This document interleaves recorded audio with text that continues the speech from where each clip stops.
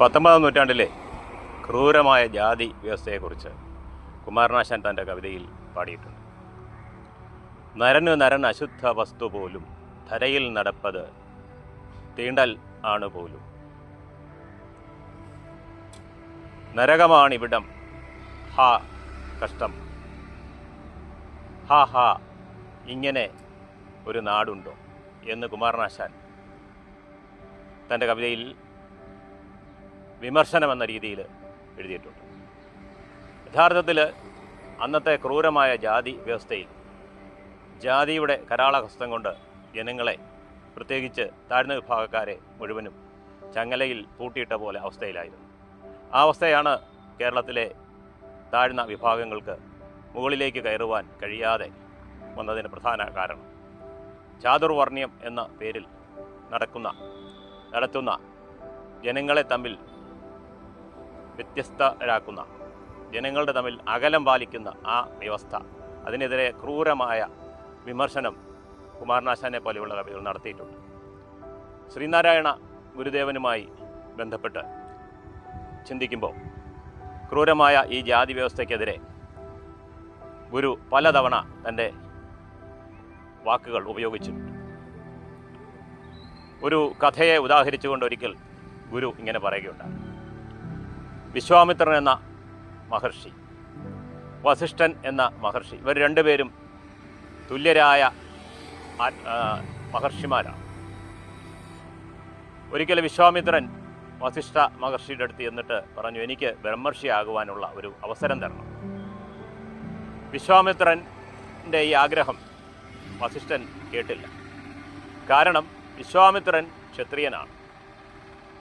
ക്ഷത്രിയനായ വിശ്വാമിത്രന് ബ്രാഹ്മണനായ വസിഷ്ഠന് ഒപ്പം ബ്രഹ്മർഷിയാകുക എന്നത് ചിന്തിക്കാൻ പോലും വയ്യാത്ത ഒരു കാര്യമാണ്.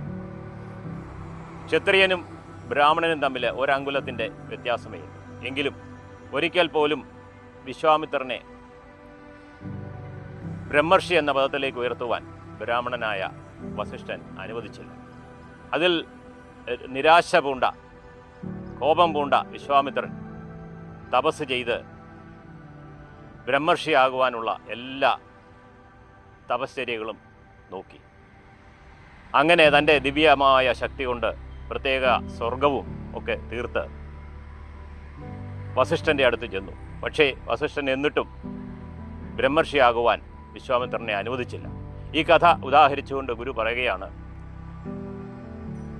വിശ്വാമിത്രന് പോലും സാധിക്കാത്ത ഒരു കാര്യം എങ്ങനെയാണ് താഴെത്തട്ടിലുള്ള ആളുകൾക്ക് സാധിക്കാൻ കഴിയുക എന്ന് പറഞ്ഞാൽ, മേൽത്തട്ടിലുള്ള ആളുകളുടെ സ്ഥാനവും പദവിയുമൊക്കെ ആഗ്രഹിച്ച് കീഴ്ത്തട്ടിലുള്ള തൊട്ടടുത്ത് നിൽക്കുന്ന ക്ഷത്രിയനായ വിശ്വാമിത്രന് പോലും കഴിയില്ല എങ്കിൽ പിന്നെ എങ്ങനെയാണ് ഏറ്റവും താഴെ കിടക്കുന്ന ആളുകൾക്ക് ആ പദവിയിലൊക്കെ എത്തിച്ചേരുവാൻ സാധിക്കുക എന്ന് പരിഹാസരൂപേണ ഗുരു ചോദിക്കുകയുണ്ടായി.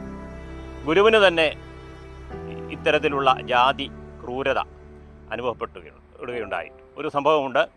ഒരിക്കൽ ഗുരു ട്രെയിനിൽ സഞ്ചരിക്കുകയാണ്. ഗുരുവിനോടൊപ്പം കുറേ സഹചാരികളുമുണ്ട്. അപ്പോൾ ട്രെയിനിലെ ബോഗിയിൽ ഇവരെല്ലാവരും കൂടി ഇരുന്ന് യാത്ര ചെയ്യുമ്പോൾ ആ ട്രെയിനിൽ തന്നെ ഗുരുവിനോടൊപ്പം മറ്റൊരു ഭാഗത്തിരുന്ന് യാത്ര ചെയ്യുന്ന ഒരു നാട്ടുരാജാവും അതുപോലെ തന്നെ ഒരു ബ്രാഹ്മണനായ ഒരു നമ്പൂതിരിയുമുണ്ട്. ഗുരുവിൻ്റെ സംഭാഷണങ്ങളൊക്കെ ശ്രദ്ധിച്ചുകൊണ്ട് ഗുരുവിനോട് വളരെ ബഹുമാനം തോന്നിയതുകൊണ്ട് ആ നാട്ടുരാജാവ് ഗുരുവിൻ്റെ അടുത്ത് വന്ന് ചോദിച്ചു, നിങ്ങളുടെ പേരെന്താണ്? ഗുരു പറഞ്ഞു, നാരായണൻ.